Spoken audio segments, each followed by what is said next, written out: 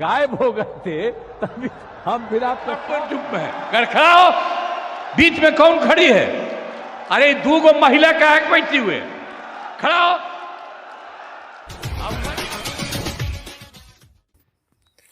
नमस्कार, मैं अतुल आदित्य। बिहार के मुख्यमंत्री श्री नीतीश कुमार ने अपनी सारी गरिमा की हदें पार कर दी है और मुख्यमंत्री श्री नरेंद्र मोदी के सामने पूरी तरह से नतमस्तक नजर आए। उन्होंने दो सभाओं में मोदी का स्वागत किया और दोनों ही सभाओं में उनकी मोदी के सामने जो गिरने की, मोदी के सामने जो लाचार होने की हदें थी वो पूरी की पूरी पार कर दी। उन्होंने पूरी तरह से वो मोदी के खुशामद करते नजर आए।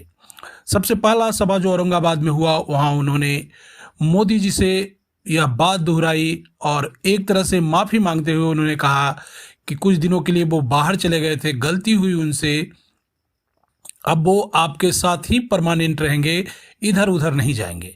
इन बातों को सुनने के बाद मोदी की जो हंसी थी उससे यह साफ जाहिर हो रहा था कि उन्हें इनके बातों पे विश्वास नहीं हो रहा था।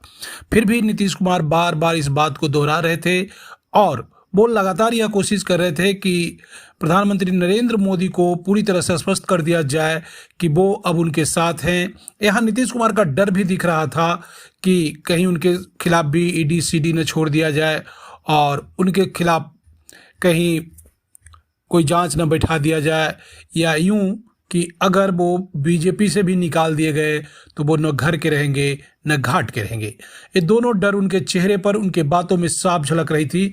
साथ ही जब वो बेगूसराय में गए तो एक तरह से वो मोदी के पिछलग्गू, जो एक आम जो कार्यकर्ता होता है, जो अपने नेता को खुश करना चाहता है, उस तरह के शैली में, उस तरह के हरकत में आ गए और वहाँ सभा में उपस्थित महिलाओं को बोले कि प्रधानमंत्री का स्वागत हम लोग खड़े होकर करते हैं।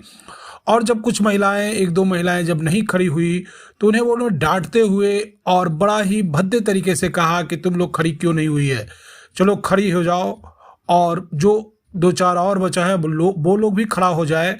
और सारी महिलाओं को जो उनका बोलने का अंदाज था वो कहीं से भी गरिमापूर्ण नहीं था, वो आदर नहीं था, वो एक तरह का रिक्वेस्ट नहीं था, वो सीधा सीधा एक आदेश था।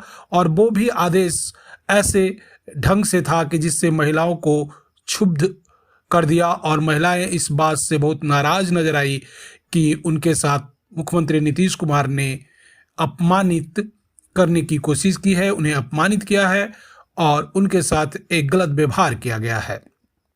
तो इन सब बातों से यह साबित होता है कि अब नीतीश कुमार की अपनी कोई अस्तित्व बची नहीं रह गई है और वो पूरी तरह से अपने आप को नीतीश कुमार जो है मोदी के हवाले कर दिए हैं।